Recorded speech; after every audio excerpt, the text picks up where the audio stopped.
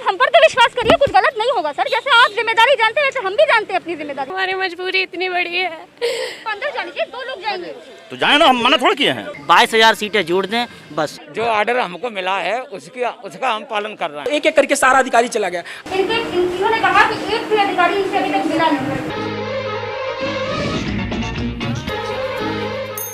सरकार को इनकी बात सुननी चाहिए। इस तरीके से अलग अलग बहाने बनाकर इसको राजनीति का नाम दे देना या फिर विपक्षियों की साजिश बता देना, ये गलत बात है। इन लोगों की मांग है, इनकी मांग सुनी जाए, सरकार इनकी बात सुने।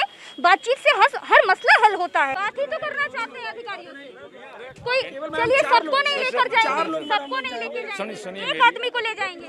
अभी यहाँ थाना इंचार्ज आ रहे हैं। 1 सेकंड, एक से हम ऐसा हम आपसे अब इनको देखिए, रो रही है, हमारी दुश्मनी नहीं है, तबीयत खराब हो रही है। हमारी इनसे दुश्मनी नहीं है।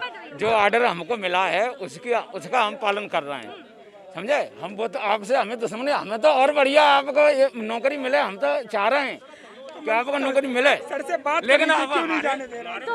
2 लोग को जाने दीजिए सर, जाने दीजिए। कुछ करेंगे नहीं, सिर्फ अपनी बात रखेंगे सर।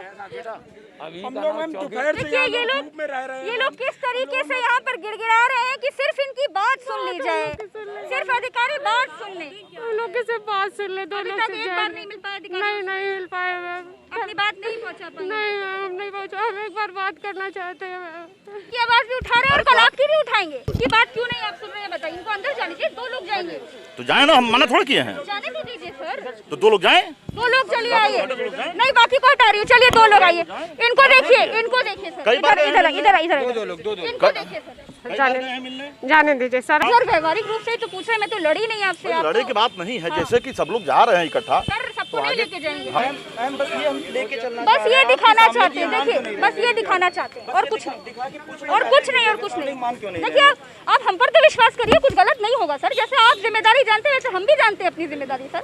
इस रिपोर्ट पे मतलब जवाब ही नहीं देना चाह रहे हैं। जब हम इस रिपोर्ट की बात कर रहे हैं तो कह रहे हैं हम जवाब लगाएंगे। हम लोगों ने कहा सर न्याय मिल चुका हमें, अब क्या जवाब लगाएंगे। इसमें 15 दिन के अंदर जवाब लगाना था, अब तो 2 महीने हो गए, अब जवाब लगाने का समय खत्म हो गया। अब आप इसमें मैम लास्ट में लिखा हुआ है कि अगर 15 दिन के अंदर, जी मैम इसमें लास्ट में लिखा हुआ है अगर आप 15 दिन के अंदर ये लिखिए, इसमें आप झूम करके दिखाइए कि 15 दिवस के पश्चात उक्त रिपोर्टों को अंतिम समझा जाए। अगर आप 15 दिन के अंदर अपनी बात नहीं रखते हैं, क्योंकि मैम 1 साल से हम लोग आयोग की लड़ाई लड़ रहे हैं मैम, तो 1 साल एक पॉइंट पे 75 BSA 75 जिलों के BSA से एफिडेविट लिखा गया है कि आपने किस आधार पर ये भर्ती करी है।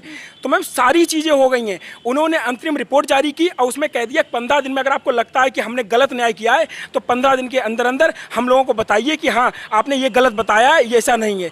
लेकिन 15 दिन बाद ये खुद ऑर्डर हो जाएगा। अब ये मैम ऑर्डर भी हो गया है, फिर भी मैम हम लोग नहीं कर रहे हैं। अभी तक आप अधिकारियों से मिली थी? नहीं मैम, हम अंदर नहीं जाने देते थे आप? नहीं मैम, हम एक बार हम कोशिश किए थे लेकिन जाने नहीं दिए थे। क्या बोलते थे? वो सिक्योरिटी लोग आके पूछ के गए तो फिर कहीं नहीं जा पाएंगे। मैम उस दिन हमको बहुत उल्टियाँ हो रही थी, इसीलिए हम कहे थे कि हमको अंदर जाने दीजिए। ये इनको दे दीजिए, इसको रखिए, वो अपनी बात खुद रखेंगी। तो मैम नहीं जाने दिए थे। तो कौन से अधिकारी काम कर रहे हैं जो आने नहीं दे रहे थे, अब अंदर आए हैं तो कह रहे हैं सारे अधिकारी आज छुट्टी पे हैं। मैम ऐसा ही कल भी हुआ था। कल भी आप मीडिया के चैनल के लोग मंत्री जी के और अधिकारियों के पास में आए थे कि आप जो ऑर्डर आया है आप इसको लागू क्यों नहीं कर रहे हैं इस बात के लिए। तो मैम कल भी अधिकारी, अभी भी हम लोग जब पुलिस ने हमने रो रखा था, डिस्टर्ब किया, तो इस वाले गेट से, ये पीछे वाला गेट है जहाँ से बाहर निकलते हैं, तो मैम आपको दिखाना चाहेंगे मैम यहाँ से अधिकारी सारे निकल गए। जब हम लोगों को मीडिया, जब तक प्रशासन रोकता रहा और एक एक करके सारा अधिकारी चला गया। अब आप मैम जब भी आएंगी तो ये अधिकारी जैसे ही पता चलेगा कि हाँ कोई मीडिया का व्यक्ति आया है और पेशावर के आयोग के रिपोर्ट के बारे में पूछ रहा है, तो ये सारे अधिकारी, कोई अधिकारी कोई बात नहीं करता है। खाली यहाँ पर भी उप निदेशक सर भी नहीं है इस समय, ये भी कुर्सी खाली करके निकल गए बाहर। शिक्षा निदेशक शिविर है ये, जो इस वक्त पर आपको पूरा खाली नजर आ रहा होगा। अधिकारी कोई नहीं यहाँ पे। गणेश जी कहाँ बैठते हैं, एक बार उनसे बात करते हैं। गणेश जी उस तरह बैठते हैं, उसी के नीचे। देखिए इन मजबूरों की बात सुननी चाहिए, इनसे बात तो कीजिए, इनको बताइए। तो अगर ये अयोग्य हैं तो इनको नकार दीजिए, लेकिन अगर ये योग्य हैं तो इनकी बात तो सुनिए। ये कुछ लोग हैं बाहर अपनी बात रखने के लिए बैठे हैं बहुत देर से। एक तो 69,000 वाले हैं जो आरक्षण की मांग कर रहे हैं, 27% वाली, और दूसरे जो हैं वो दूसरे हैं 22,000 भर्ती के लिए आए हैं। ये लोग कह रहे हैं कि अधिकारी इनकी बात सुन नहीं रहे हैं। तो बातचीत करके हर मसले का हल होता है। हम पत्रकार हैं, इनकी बात उठाने, इनकी आवाज़ उठाने आए हैं, तो हमने सोचा कि आपसे पूछ ले कि इनकी बात क्यों सुनी नहीं जा रही है सर मैम? ये सब आप नहीं बोलिए। अच्छा ठीक है, चलिए कोई बात नहीं।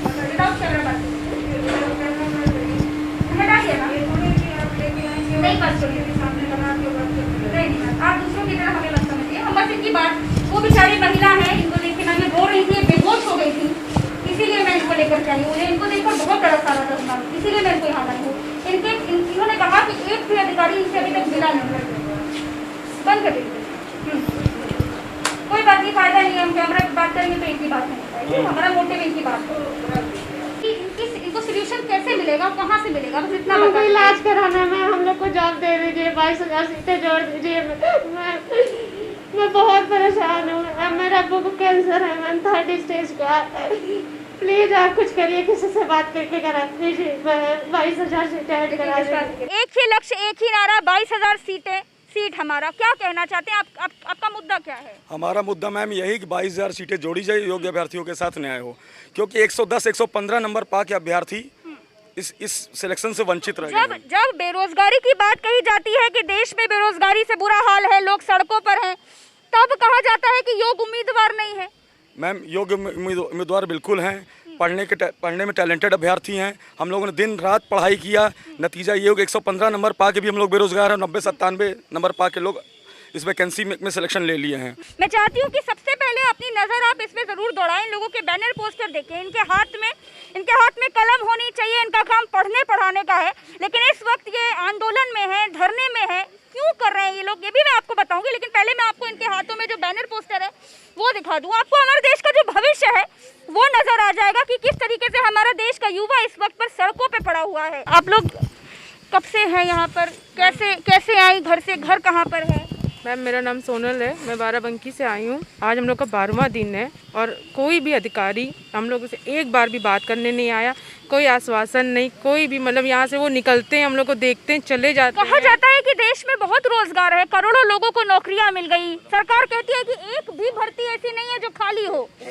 तो आप लोग कहाँ से आ जाते हैं? ये कौन सा चमत्कार है जब सरकार टीवी पर बड़ी बड़ी प्रेस कॉन्फ्रेंस में सरकार के लोग, शिक्षा मंत्री और तमाम बड़े लोग ये कहते हैं कि देश में एक भी भर्ती खाली नहीं है, हमने तो करोड़ों लोगों को रोजगार दे दिए। तो दिखाइए जितेंद्र जी, आप दिखाइए कि किस तरह से ये बेरोजगार सड़कों पर पड़े हुए हैं। कौन है आप लोग, कहाँ से आते हैं? सरकार तो कुछ और कहती है, आप लोगों की बात कुछ और है। नहीं मैम, बेरोजगारी बहुत ज़्यादा है। मैं खुद 2013 BTC हूँ, पिछले 6 साल से हर वैकेंसी में धरना दे रही हूँ, लेकिन कहीं भी कोई सुनवाई नहीं होती है। हम बस सरकार। घर में कौन कौन है आपके? मैं, मम्मी है, पापा हैं, भाई बहन है, सबकी शादी हो गई है। पापा मेरे रिटायर हैं, प्राइवेट टीचर थे। मम्मी मेरी बहुत बीमार रहती हैं। पापा मेरे बहुत मुश्किल से मेरे पेपर्स तैयार कराए, काउंसलिंग के लिए, हर चीज़ के लिए। बेचारे एज हो गई, सीनियर सिटीज़न है। इतनी गर्मी, इतनी धूप में मैं आती हूँ, उनको छोड़ के यहाँ पर बैठी रहती हूँ इस उम्मीद में कि नौकरी लग जाएगी, बच्चे का भविष्य संवर जाएगा, पर यहाँ कोई सुनवाई नहीं होती मैम, कोई हमारा सुनने वाला नहीं है। किसी से मिले हैं आप लोग? ये 22,000 सीट्स के लिए यहाँ पर बैठे हैं। 69,000 शिक्षक भर्ती है आपकी भी है, और जो पीछे जो लोग खड़े हैं उनकी भी है। उनकी अलग मांग है, आपकी अलग मांग है। तो आप लोग यहाँ पर सरकार से क्या कहना चाहते हैं, और क्या सरकार के लोग क्या आपकी बात सुन नहीं रहे हैं क्या? नहीं मैम, बिल्कुल भी नहीं सुन रहे हैं। वो डेली हम लोग कुछ ना कुछ करते हैं, वो कभी कुछ भी नहीं देखने आते, बस सीधे निकलेंगे यहाँ से, सीधे निकल जाएंगे। लोगों को आश्वासन दिया जा रहा है मैम, और कुछ नहीं किया जा रहा है। बस आज मैम हमारे धरने का 12वां दिन है, और 12 दिन से मैम हम यहाँ भूखे प्यासे गर्मी में जैसे तैसे मैम यहाँ रहते हैं। बहुत प्रॉब्लम होती है। बस हम योगी जी से एक बात कहते हैं, विनम्र निवेदन है, 22,000 सीटें जोड़ दें बस, और हम कुछ नहीं चाहते हैं सर। बस अगर इन्होंने 22,000 सीटें नहीं जोड़ी तो 22 के इलेक्शन हम लोग ग्रहण लगा देंगे इनके, सीधी बात बोल दिया मैंने। देखिए, सरकार को इनकी बात सुननी चाहिए। कोई सुने ना सुने, सरकार जरूर सुने, क्योंकि आप ये वोटर हैं आपके। आप 69,000 भर्ती में से हो, लेकिन आरक्षण की मांग कर रहे हो सर। तो आप लोगों को क्यों नकार रही है सरकार? सबसे पहले मैं तो अपना नाम बता दूं, मैं मनोज चौरसिया, आजमगढ़ जनपद से हूँ। मैं प्रयागराज जनपद में रह के पढ़ाई करता हूँ 8x10 के कमरे में। और वहाँ पे सर हम लोग जब घर से निकलते हैं कि हम नौकरी की उम्मीद लगाए निकलते हैं, तो देखिए आराम आराम से रहिए। हाँ। माँ बाप यही सोचते कि हमारा बेटा जा रहा है, अगली बार आएगा, अगले महीने में तो कुछ नौकरी लेके आएगा वहाँ से। लेकिन मैम ये होता है कि हमारा जब ये सुनते हैं कि बेटा कोर्ट कचहरी लड़ रहा है, योगी सरकार में न्याय नहीं पा रहा है, तो उनकी भी आंखें धूमिल हो जाती हैं और वो कहते हैं कि बेटा तुम पढ़ाई करते रहो। लेकिन पढ़ाई मैम कैसे करें जब हमारे पास आयोग की रिपोर्ट आ चुकी है। आयोग की रिपोर्ट योगी सरकार लागू नहीं कर रही है, और जब तक कि योगी सरकार के द्वारा एक न्यायिक संस्था बनाई गई हो तो ऐसी संस्थाओं का क्या मतलब है। मैं पूछना चाहती हूँ, आप लोग कहते हैं कि सरकार तक जब इनकी बात पहुँचाओ, आवाज़ उठाओ, तो कहा जाता है कि ये विपक्षियों की साजिश है, लोग राजनीति कर रहे हैं, इनको पढ़ने से मतलब नहीं है, लोग अयोग्य हैं, तरह तरह के बहाने कहे जाते हैं, गढ़े जाते हैं। इन लोगों की आंखों में आपको कौन सी राजनीति नजर आती है? आप देखिए, आप पूछिए इनका हाल। कोई क्यों नहीं पूछने आता? आप लोग इस तरह से पड़ी हुई है, महिलाएं हैं, आप लोगों को डर नहीं लगता? इतनी दूर घर से चले आए आप लोग। डर तो लगता है मैम, बहुत डर लगता है। अकेले आए हम संत कबीर नगर से 250 किलोमीटर से आए हैं।